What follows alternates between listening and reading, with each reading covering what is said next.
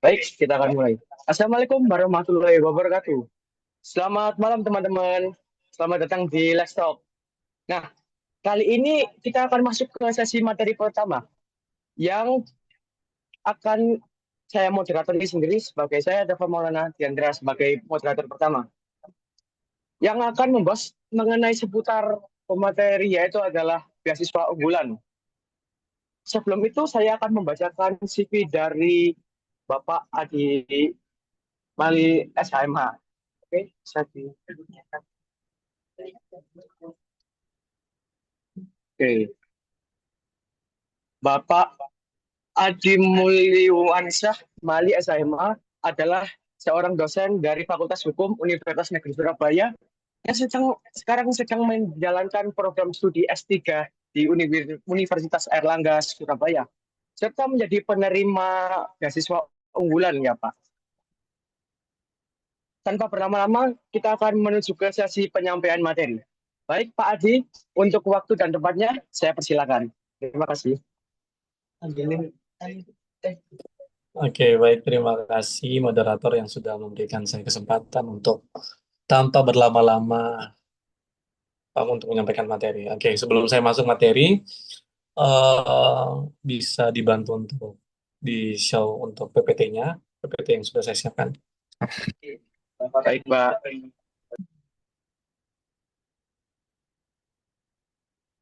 Oke,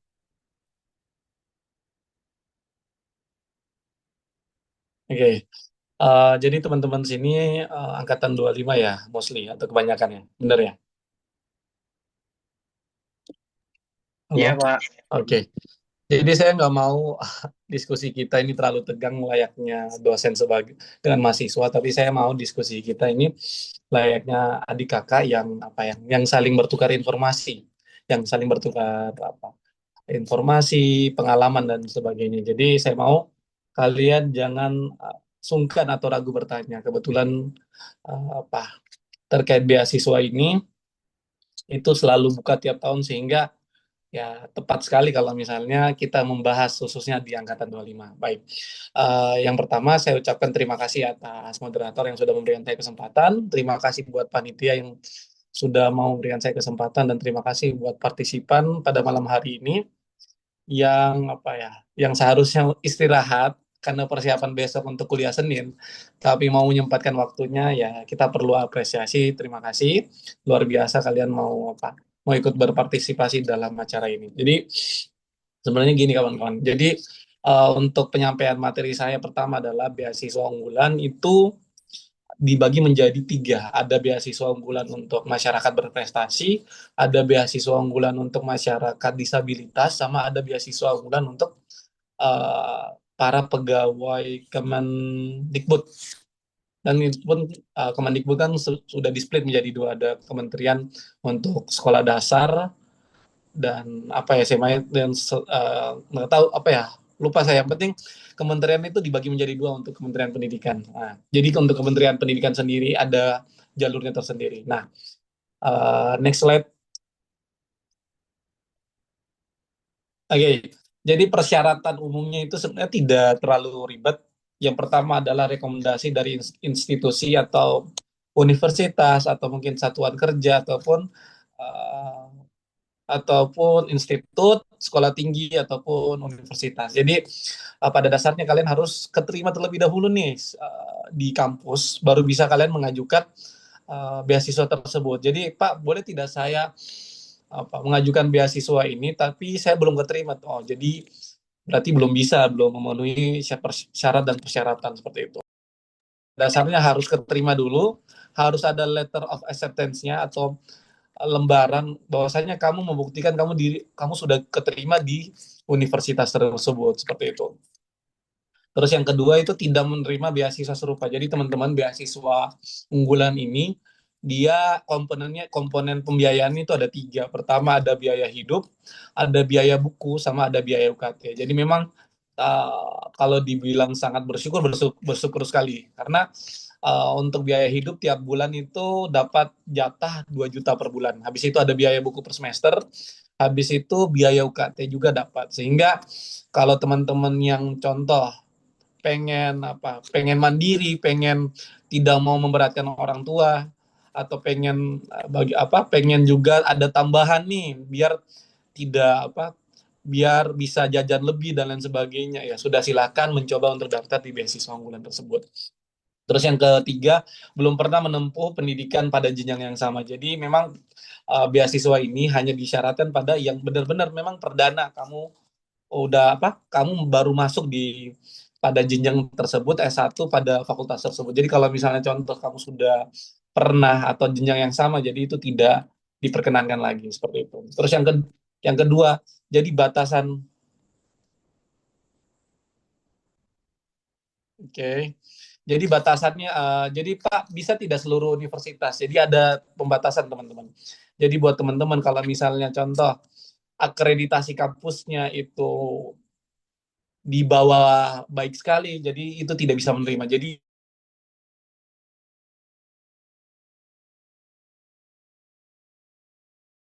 contoh kalian mau UNESA kan, apa akreditasi UNESA sekarang? Ada yang tahu? Akreditasi kampus UNESA. Unggul, Bapak. Nah, unggul ya. Berarti itu jadi poin plus untuk salah satu pertimbangan dari asesor atau dari dosen yang akan menilai kita bakal layak diterima atau tidak.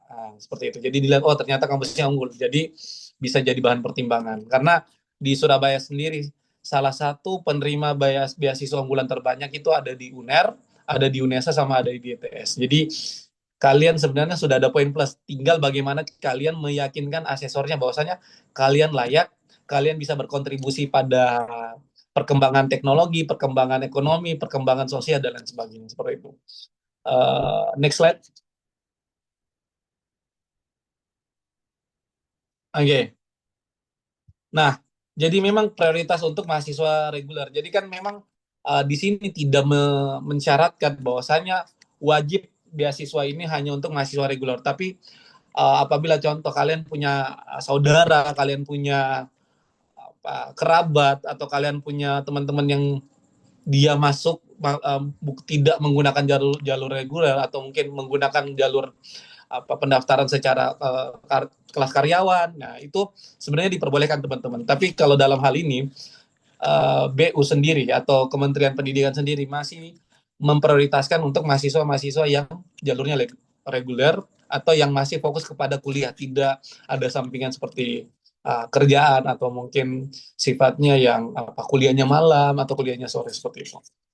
Terus, jadi teman-teman kalau untuk beasiswa ini sendiri tidak berstatus sebagai dosen atau pendidik. Pak, kenapa Pak Adi? Padahal kan Pak Adi dosen. Kenapa Pak Adi ini masih menerima beasiswanya? Jadi teman-teman, peraturan tersebut itu tidak berlaku surut kepada saya. Karena kenapa? Pada saat saya keterima beasiswa itu pada saat tahun 2024 dan saya keterima jadi dosen 2025, sehingga beasiswa itu masih bisa atau masih berhak saya dapatkan. Jadi teman-teman kalau misalnya Pak, kerabat saya atau mungkin guru saya ataupun orang tua saya pengen beasiswa tersebut, nah yang penting dia tidak berstatus tenaga pendidik pada lingkungan kementerian. Sepanjang contoh Pak, kalau misalnya dia dosen di swasta itu masih ada chance, masih ada kesempatan untuk mendaftar. Jadi kayak Pak Adi sendiri. Pak Adi sendiri keterima beasiswa dulu, baru keterima dosen, sehingga beasiswanya itu tidak dicabut. Karena kenapa? Karena peraturan itu hanya berlaku pada saat pendaftaran, bukan pada saat setelah menerima atau pada saat keterima kerja dimanapun. Jadi nggak ada masalah seperti itu. Nah, next slide. Nah, jadi kan beasiswa unggulan ini ada 3 kriteria teman-teman. Ada yang dari mahasiswa masyarakat berprestasi, ada penyandang disabilitas, sama satunya untuk pegawai kementerian Kemendikbud. Nah, untuk mahasiswa sendiri itu ada 2. Ada yang dari masyarakat berprestasi, ada yang dari penyandang disabilitas. Nah, kalau misalnya contoh teman-teman mau ngambil dari masyarakat berprestasi, apa saja sih prestasi yang bisa dimasukkan pada prosesi pendaftaran? Segala prestasi yang sifatnya akademik ataupun non akademik. Jadi teman-teman, saya dulu kenapa mungkin saya bisa lolos pada saat pendaftaran. Ya salah satunya saya melampirkan prestasi saya tingkat nasional sama tingkat kabupaten pada saat itu. Jadi saya dulu pernah menjadi mantan atlet Porprov waktu itu.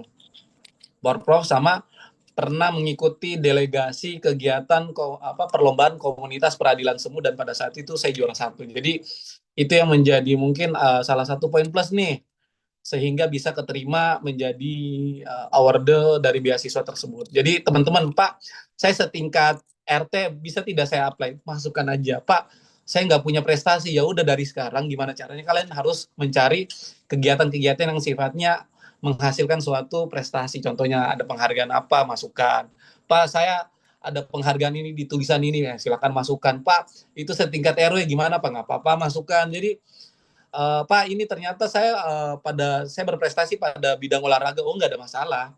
Jadi semua hal-hal yang sifatnya prestasi akademik ataupun non akademik silakan dimasukkan. Jadi sepanjang kalian mempunyai itu, sertifikat itu. Jadi teman-teman, sertifikat itu penting. Jadi teman-teman, foto bukti kalian pernah mengikuti kegiatan yang sifatnya menghasilkan suatu prestasi itu penting. Karena kenapa? Di beasiswa ini dia menyeleksi orang-orang yang sifatnya memang berprestasi di bidang tertentu. Jadi mau itu non akademik, mau itu akademik, jadi silakan dimasukkan sebanyak-banyaknya. Tanpa bilang, Pak, saya kebanyakan, nggak ada masalah, sebanyak-banyaknya itu lebih bagus, seperti itu. Nah, kalau untuk penyandang disabilitas sendiri, dia punya dia ada treatment khusus. Jadi saya tidak jauh akan membahas terkait penyandang disabilitas karena saya menggunakan mekanisme beasiswa untuk masyarakat berprestasi seperti itu. Oke, next slide. Nah, jadi teman-teman, beasiswa untuk unggulan ini ada persyaratannya. Jadi untuk S1 persyaratannya itu harus ada ijazah SMA sama SMK dan maksimal 2 tahun, habis itu IPK. Habis itu mungkin pada saat kalau contoh, jadi untuk pada saat award yang 2025 ada kenaikan. Jadi teman-teman kalau misalnya teman-teman ini masih semester 1, semester 3, dan semester 5, jadi itu bisa mendaftar beasiswa unggulan.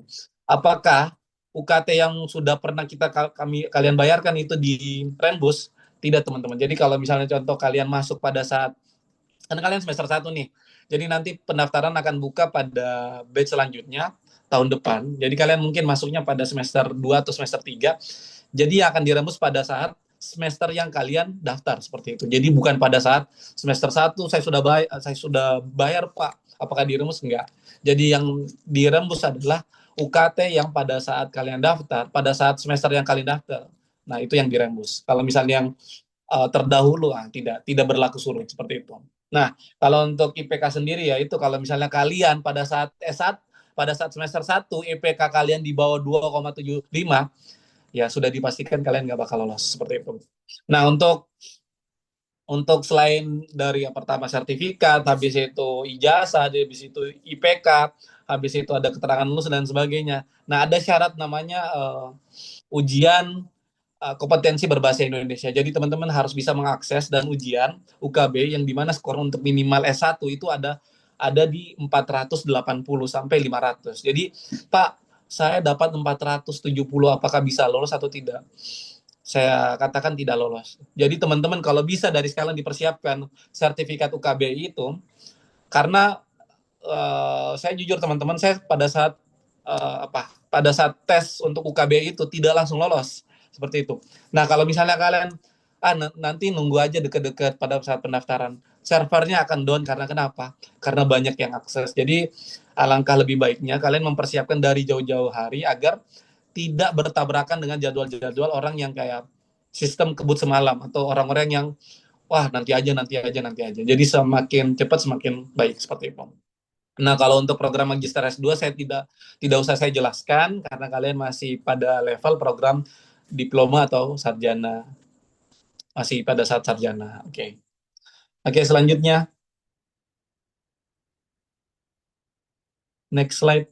Nah, ini untuk persyaratan berdasarkan jenjang pendidikan S3. Jadi yang saya daftar kemarin adalah untuk usia untuk jenjang S3. Jadi saya tidak akan menjelaskan S3 kalian masih pada proses tahapan S1. Selanjutnya, nah, jadi teman-teman, selain dari persyaratan atau syarat-syarat yang sudah saya jelaskan tadi, ada namanya itu kewajiban untuk membuat suatu esai dan rencana studi. Apa sih esai, Pak?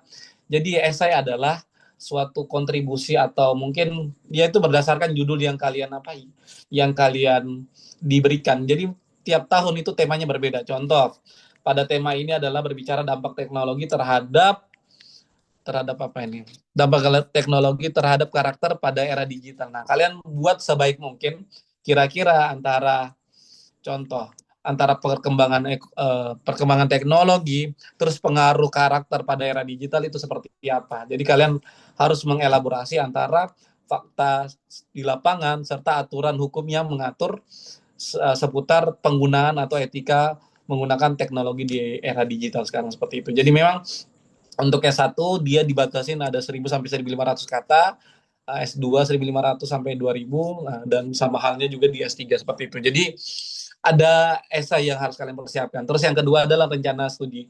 Rencana studi ini untuk program magister dan doktor. Jadi kalian kalau misalnya di S1 kayaknya belum ada rencana studi. Tapi antar tiap tahun itu tergantung kebijakan ya, kembali lagi ke kementeriannya masing-masing. Ada yang bilang itu untuk program magister sama dokter saja, tiba-tiba ternyata S1 juga butuh. Jadi kalian persiapkan saja esai dan rencana studi. Karena rencana studi ini kalian harus kayak memprogram. Di semester 1 kalian harus selesai apa yang harus dikerjakan semester 2, semester 3 sampai pada saat kalian berjenjang untuk mau lulus S1 seperti itu. Nah, selanjutnya, nah, untuk dokumen-dokumen yang harus diunggah itu ada berupa KTP, NPWP. Pak, saya belum ada NPWP, silakan dibuat. Habis itu surat penerimaan atau LOA dari kampus. Habis itu ada sertifikat UKBI. Habis itu, Pak, bahasa Inggris gimana? Itu tidak jadi syarat wajib ya. Jadi kalau mau upload silahkan. Tapi kalau misalnya untuk UKBI yang wajib, bahasa Inggris itu tidak wajib. Jadi sifatnya itu opsional seperti itu teman-teman. Jadi ijazah dan transkrip nilai terakhir sesuai jenjang pendidikannya. Habis itu surat rekomendasi dari akademisi atau institusi atau kampus yang kalian sudah keterima seperti itu. Dan yang terakhir ada surat pernyataan dan surat untuk menjelaskan komitmen melaksanakan program beasiswa program dari beasiswa unggulan tersebut. Nah, selanjutnya, nah teman-teman, jadi proses seleksinya itu saya jujur, kenapa saya memilih beasiswa unggulan? Karena prosesnya itu paling sederhana di antara beasiswa-beasiswa yang lain. Karena prosesnya itu cuma dua. Pertama seleksi administrasi, kedua itu seleksi wawancara.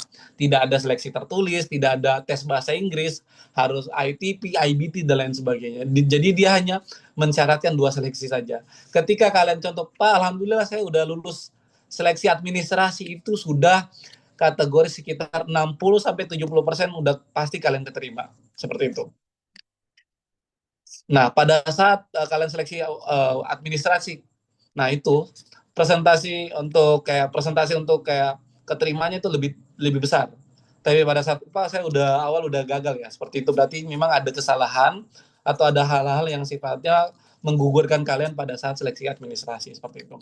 Terus ketika diwawancara dia itu menanyakan seputar rencana studi kamu, esai kamu, bagaimana kamu mendeliver ke asesor atau dosen yang dari Kemendikbud yang yang bertanya tentang seputar apa sih kontribusi kamu, semisal kamu diterima beasiswa, apa sih kontribusi nyata, apa sih sumbangsi, apa sih hal-hal yang sifatnya positif yang bisa kamu berikan kepada masyarakat karena kamu sudah diterima ke beasiswa masyarakat berprestasi seperti itu. Jadi memang kalian harus bisa meyakinkan bahwasanya kenapa alasan saya diterima karena saya seperti ini, saya sering seperti ini, saya bisa bekerja seperti ini, saya bisa berkontribusi ke daerah saya seperti ini. Seperti itu. Jadi waktu dulu pada saat saya wawancara, saya memberikan suatu rencana studi yang di mana saya menjelaskan judul disertasi saya atau judul penelitian akhir saya. Jadi kenapa bisa meyakinkan pada saat itu asesornya ya, judul saya itu memang masih hangat-hangatnya seputar aspek perampasan aset karena memang di masyarakat ini selalu gonjang-ganjing kan terkait topik perampasan aset pada kasus tindak pidana korupsi, tindak pidana TPPU dan lain sebagainya. Jadi saya membahas itu dan ternyata asesornya juga pada saat itu sangat sangat legowo menerima judul saya. Dia sangat suka dan akhirnya kita bukan malah kayak tanya jawab, malah jatuhnya diskusi, sehingga ya di situ saya udah merasa alhamdulillah si asesornya ini ternyata nyambung, si asesornya ini ternyata yakin, sehingga mungkin itu menjadi salah satu poin penting juga saya keterima di beasiswa masyarakat berprestasi itu. Nah, setelah seleksi administrasi, habis itu ada seleksi wawancara, barulah nanti ada pengumuman hasil seleksi. Nah, di situ ketika pengumuman hasil seleksi tidak ada masa sanggah, teman-teman. Kalau misalnya kalian gagal ya sudah, berarti memang bukan rezeki kalian, mungkin berarti kalian harus ada yang kalian perbaiki, entah dari pada saat administrasinya kah, atau pada saat menjawab wawancara-wawancara dari asesor ataupun dari dosen-dosen yang disiapkan dari Kementerian Pendidikan, seperti itu. Nah, yang terakhir itu ada pembekalan teknis dan penandatangan kontrak. Nah, jadi nanti di sana ada pembekalannya, apa saja yang tidak boleh, apa saja yang tidak, apa saja yang harus dihindari, apa saja yang syarat-syarat untuk mungkin bisa cuti, apakah bisa diperpanjang beasiswanya atau tidak. Jadi nanti itu dibahas pada saat pembekalan teknis dan penandatanganan kontrak, seperti itu teman-teman. Selanjutnya, nah kalau untuk batas usia dan jangka waktu beasiswa, nah kalau untuk batas usia sendiri S1 itu ya disyaratkan pada saat pada saat dia tamat umur 18 sampai tidak boleh lebih dari 24 umur 24. Tapi kalau misalnya Pak di swasta kan lebih ya. Jadi mungkin ada kondisi tertentu dia bisa diterima. Terus untuk S2 dia dibatasin maksimal 32 tahun, dia bisa masuk 33, yang penting posisinya itu ongoing seperti itu. Nah, kalau untuk dokter itu maksimalnya 46 tahun, dan untuk mahasiswa baru ya 47 tahun, yang penting dia pada saat proses ongoing seperti itu. Jadi jangka waktu beasiswanya ini berkiblat atau mengikuti kebiasaan atau mengikuti standar yang ada di Indonesia sendiri. Kayak contohnya S1 itu 8 semester, S2 itu 4 semester, dan S3 itu 6 semester. Jadi kalau misalnya S3 ada keringanan bagi beasiswa untuk penyandang disabilitas karena dia ada penambahan 2 tahun. Kalau untuk yang contoh masyarakat prestasi ya sudah harus kelar 8 semester, harus kelar 4 semester, harus kelar 6 semester. Pak, kalau misalnya lebih dari 8 semester apa konsekuensinya? Ya kita lihat alasannya, nanti ditinjau sama dari kementerian tersebut apakah memang alasannya dia itu memang pada saat dikontrak itu memang dia tidak melanggar, ataukah pada saat ternyata dia kuliahnya itu malas-malasan, kuliahnya itu sengaja diperlama sehingga bisa saja mengembalikan dana beasiswa. Jadi teman-teman kalau misalnya kalian melanggar isi perjanjian kontrak antara BU sama diri kalian, konsekuensinya itu sangat berat. Tapi jangan jadikan beban, jadikan itu sebagai motivasi agar kalian lulus dengan waktu yang tepat atau tepat waktu, seperti itu. Nah, next slide. Nah, adapun untuk penyaluran beasiswanya itu penyaluran beasiswanya ada biaya pendidikan sama ada biaya lainnya. Nah, biaya pendidikan ini seputar biaya UKT. Jadi dia membayar uang kuliah tunggal. Jadi dia tidak membayarkan uang masuk atau uang pendaftaran pada saat ujian dan sebagainya. Jadi dia hanya membayar uang kuliah tunggal kalian. Terus yang kedua, biaya lainnya seputar biaya hidup sama biaya buku, seperti itu. Selanjutnya, nah, ada pemantauan dan evaluasi. Jadi teman-teman, setiap semester kalian itu harus dituntut untuk melaporkan apakah pertama yang kalian melaporkan adalah KHS. Apa itu KHS? Kartu hasil studi. Jadi kalian mengupload seputar seputar KHS kalian. Jadi sebisa mungkin tidak boleh ada turun dari syarat batasan IPK yang sudah ditetapkan pada saat penandatanganan kontrak. Kalau misalnya kalian, Pak, saya pada saat saya S1, pada saat saya semester 1 dan semester 2, ternyata IPK saya turun. Nah, bisa jadi pada saat ternyata ada klausula di kontrak tersebut bahwasanya mahasiswa yang tidak konsisten nilainya 3, ke atas, maka beasiswanya akan dicabut. Nah, jadi kalian harus permatang betul nilai kalian harus lihat tinjau betul terkait kontrak yang kalian tanda tangani. Jangan asal kayak kalian menandatangani tanpa kalian mempelajari.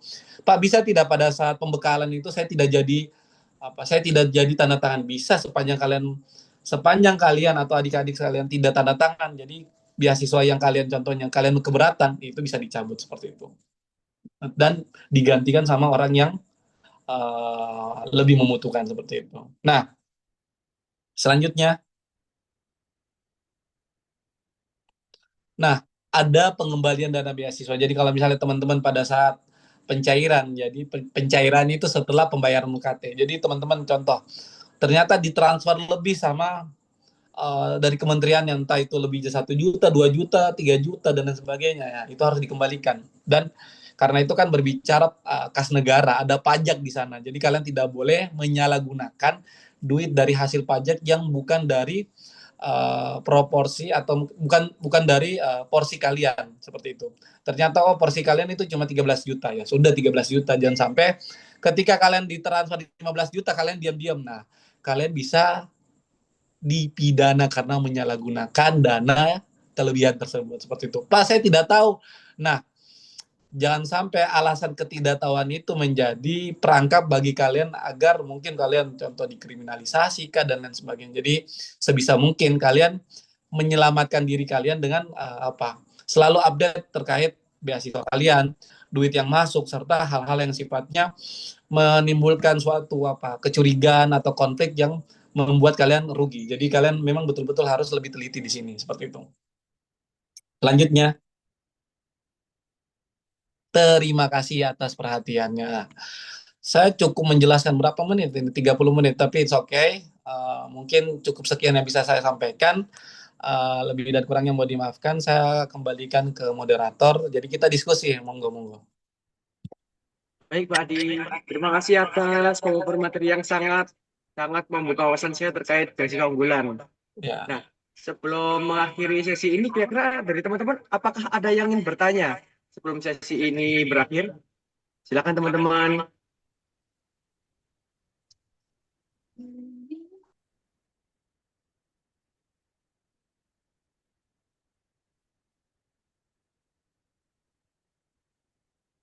Jadi syaratnya bertanya itu aktifkan kamera, sebutkan nama, kelas, sama angkatan.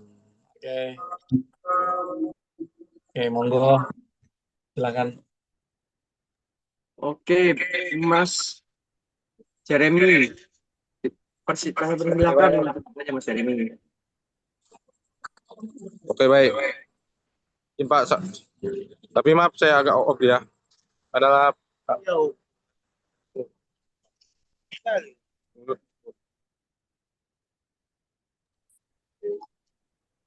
bentar ya, Pak. Ini, Pak, lagi ada masalah jaringan ini. Oke, Oke, ini aku monggo. bentar. Aduh, keluar. Coba ganti lain kalau misalnya ada yang mau Bagaimana tanya. beasiswa unggulan? Oh, ada Bagaimana orang. beasiswa unggulan dapat meningkatkan aksesibilitas terhadap masyarakat? Moderator coba dicatat pertanyaannya karena saya lihat pertanyaannya itu putus-putus jadi kayak kurang tersampaikan. Baik, Pak. Maaf ya, aku tulis di obrolan. Boleh. Aku dicat saja ya. Iya, boleh. Tulis, monggo. Mungkin dari teman-teman ada yang ingin bertanya lagi, teman-teman.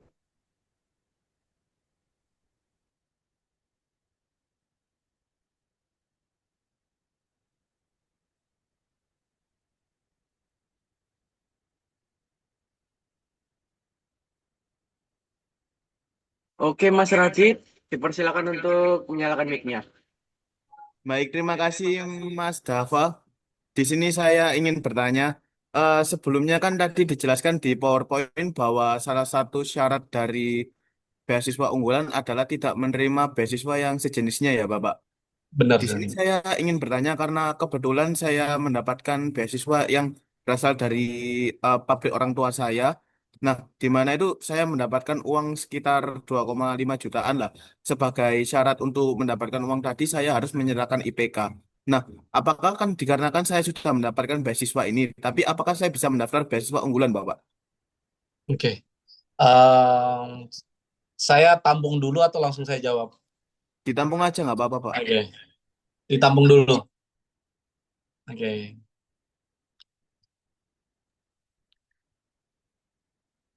Permisi teman-teman, apakah ada yang ingin bertanya kembali?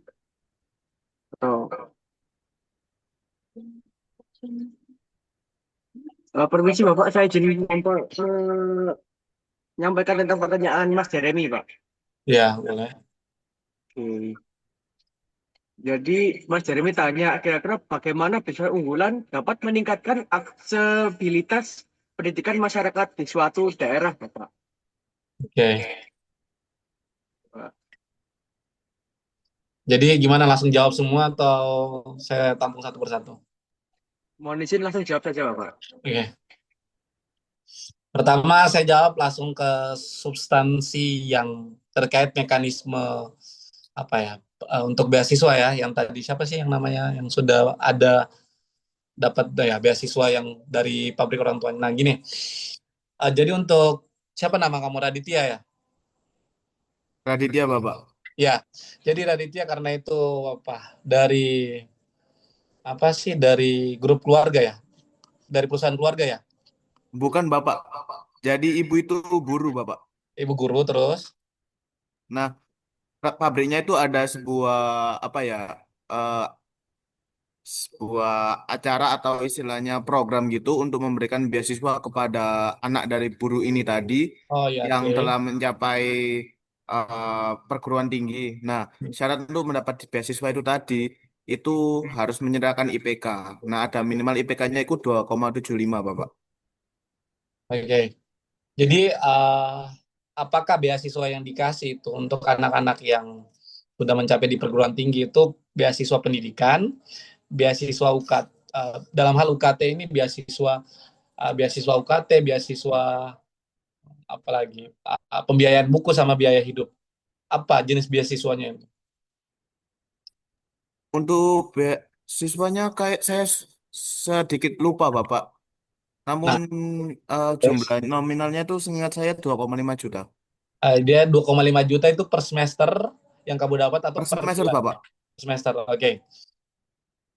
Tidak ada beasiswa, tidak ada pembayaran UKT. Oke. Iya Bapak.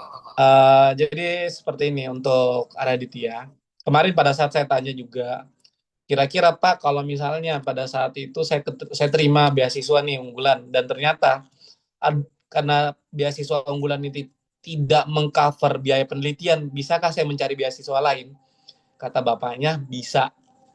Jadi kamu harus Raditya, kamu harus pastiin terlebih dahulu apakah beasiswa 2,5 ini berupa beasiswa yang sifatnya mungkin bisa diklaim menjadi beasiswa penelitian ataukah memang beasiswa pendidikan seperti itu. Kalau misalnya contoh eh, kamu tanya orang tua kamu tanya mungkin yang sifatnya kira-kira bisa tidak saya klaim ini beasiswa yang saya dikasih itu per semester 2,5 ini jadikan beasiswa penelitian aja Bu. Biar ketika saya mendaftar beasiswa unggulan itu tidak menjadi permasalahan di ke depan hari. Nah, ternyata beasiswa yang kamu dikasih 2,5 ini adalah beasiswa pendidikan yang sifatnya contoh memberikan suatu jajan atau uang makan, ya mending saya silahkan kamu mengundurkan diri karena kenapa? Lebih lebih worth it, lebih berguna, lebih bermanfaat dan serta lebih sangat membantu kamu adalah beasiswa unggulan karena dia mengcover uang kuliah tunggal, habis itu dia mengcover uang buku per semester dan dia mengcover uang hidup atau biaya hidup kamu seperti itu. Izin bertanya kembali Bapak.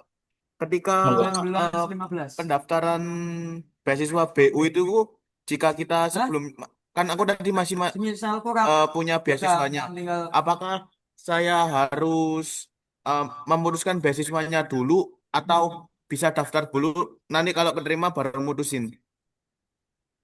Nah, jadi kamu gunakan mekanisme yang kedua. Jadi kamu kalau misalnya baru keterima, baru kamu putusin. Karena jangan sampai kamu nggak keterima, malah kamu sudah putusin. Jadi silakan gunakan hal-hal yang sepanjang gitu nggak dilarang sama beasiswa kamu sebelumnya. Jadi gunakan, kamu daftar dulu beasiswa di beasiswa unggulannya. Oke? Baik Bapak, terima kasih. Ada lagi pertanyaan? Nah, tadi ini pertanyaan siapa tadi?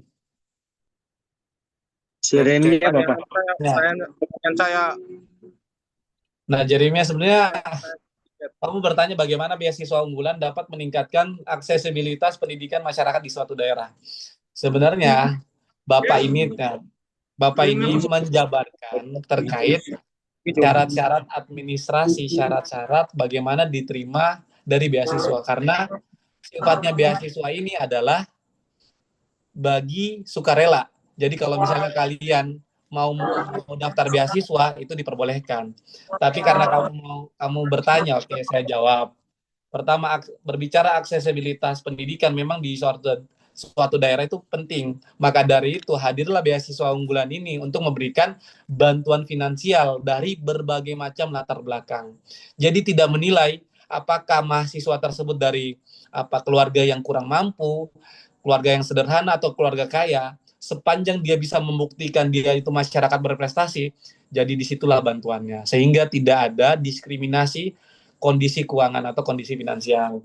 Pertama, memberikan dukungan finansial. Kedua, meningkatkan peluang akses pendidikan yang berkualitas. Jadi kalau misalnya kalian keterima beasiswa ini, jadi kalian contoh, Pak saya keterima di luar negeri, terus beasiswa unggulan memperbolehkannya. Itu berarti memang rezeki kalian. Berarti itu memang kalian bisa mendapatkan pendidikan yang berkualitas dengan usaha kalian atau mungkin dengan prestasi-prestasi yang kalian bisa buktikan pada saat seleksi beasiswa tersebut. Jadi selain dari pertama kualitas pendidikan yang kalian bisa dapatkan, terus ada pemerataan dukungan finansial, dan yang terakhir pengurangan kesenjangan sosial lah antara satu pihak ke pihak lain. Jadi memang beasiswa ini tidak melihat latar belakang kamu itu kaya, kamu itu sederhana, atau kamu itu kurang mampu. Tapi melihat apakah kamu itu berprestasi atau tidak. Seperti itu, Jeremia.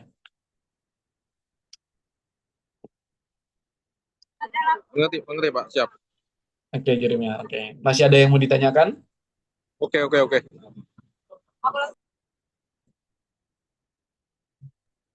Permisi, mohon izin Bapak, karena waktunya masih panjang, apakah kira-kira saya boleh untuk menambahkan satu pertanyaan lagi dari Oke, teman-teman? boleh. Silakan. Baik, Pak.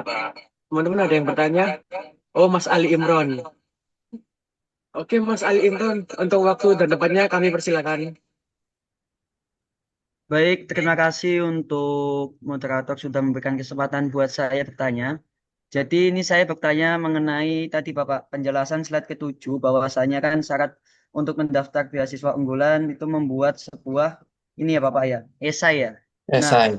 sesuai dengan pengalaman saya sebelumnya itu saya pernah mendaftar di salah satu beasiswa DMH Academy. Di Ya. situ disuruh bikin esai juga tapi saya tidak lolos. Maka dari itu pertanyaan saya, apakah ada tips untuk membuat esai supaya dilirik ataupun prioritas mengenai poin-poin mana yang perlu diperkuat Bapak? Seperti Oke. itu. Terima kasih.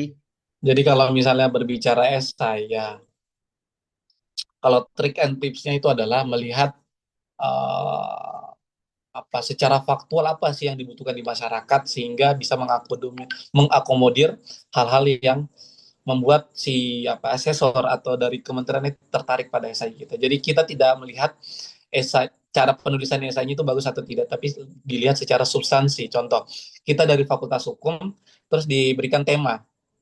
Beda ya antara tema sama judul. Kalau tema berarti kita berbicara dampak teknologi mungkin dari perspektif hukum. Jadi kita mengkaji dampak teknologinya seperti apa, apakah kita bisa memberikan aturan dasar atau aturan hukum yang dimana memberikan standar etika dalam melakukan suatu penggunaan media sosial yang baik dan benar. Bahwasanya untuk mengurangi bullying, untuk mengurangi hak-hak yang sifatnya ada pelanggaran individual di sana. Contohnya seperti apa? Uh, ada orang yang melakukan kesalahan, tapi itu kesalahan mungkin sifatnya antar keluarganya aja, tapi karena itu dia di media sosial, makanya dia dibully se-Indonesia Raya. Nah, makanya dari situlah kalian mungkin bisa mengambil judul tema yang bisa memberikan dasar-dasar aturan agar tidak ada bullying lagi di media sosial. Ada standar etika yang kalian bisa tetapkan seperti itu. Jadi kalian bisa melihat dari fenomena karena kalian dari Fakultas Hukum, maka gunakan dari perspektif atau kacamata Fakultas Hukum atau mahasiswa hukum. Tidak kalian asal buat esai, oh ternyata ini, ternyata itu kan tidak seperti itu, tapi lebih baik dan lebih ideal serta lebih bisa mungkin menjadi poin plus ya gunakan sesuai dari jurusan kalian seperti itu. Ali Imran. Baik, terima kasih Bapak. Oke. Masih ada yang mau ditanyakan atau udah cukup? Hei, Oh ya Pak, saya mau nanya lagi nih Pak. Oke, Jeremia, monggo. Oke, ini saya mau bertanya ini. Nah, ap- ini ini kan ada strategi untuk apa yang dapat dilakukan oleh beasiswa unggulan untuk meningkatkan keberhasilan mereka, beasiswa mereka. Nah, apa aja strategi yang bisa dilakukan oleh beasiswa unggulan untuk meningkatkan keberhasilan penerimaan beasiswa dalam menyelesaikan studi mereka? Kira-kira begitu, Oke, Pak. Apakah kedengaran atau masih oke, kurang oke. jelas? Kedengaran, kedengaran.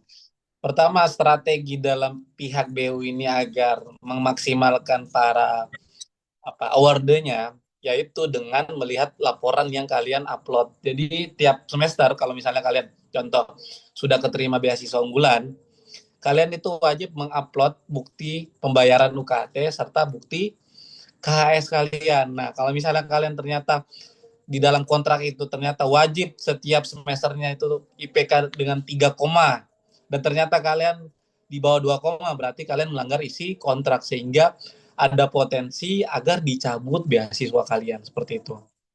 Jadi kalian kembali lagi nomenklatur atau kata kata beasiswanya adalah beasiswa masyarakat berprestasi. Apakah orang berprestasi itu lahir dari IPK yang di bawah standar yang sudah ditetapkan seperti itu.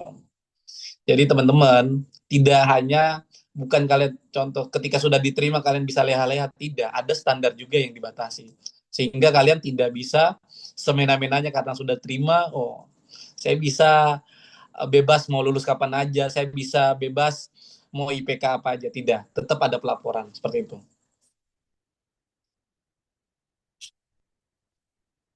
Oke, Pak. Terima kasih, Pak. Dimengerti, Pak. Ya, oke, Jeremia. Oke. Oke, kalau gimana udah selesai pertanyaannya? Kalau udah selesai mungkin saya bisa bergeser ke tempat lain karena ada kegiatan lain. Kalau sudah nggak ada yang bertanya. Baik Bapak, terima kasih atas penyampaian materi yang telah disampaikan pada hari ini, serta ini. Semoga teman-teman bisa untuk namanya keterima di beasiswa unggulan pada tahun ke depan. Baik, terima kasih Bapak dan teman-teman. Saya akhiri materi pertama pada malam hari ini. Terima kasih. Wassalamualaikum warahmatullahi wabarakatuh. Saya kembalikan ke MC. Terima kasih. Waalaikumsalam warahmatullahi wabarakatuh.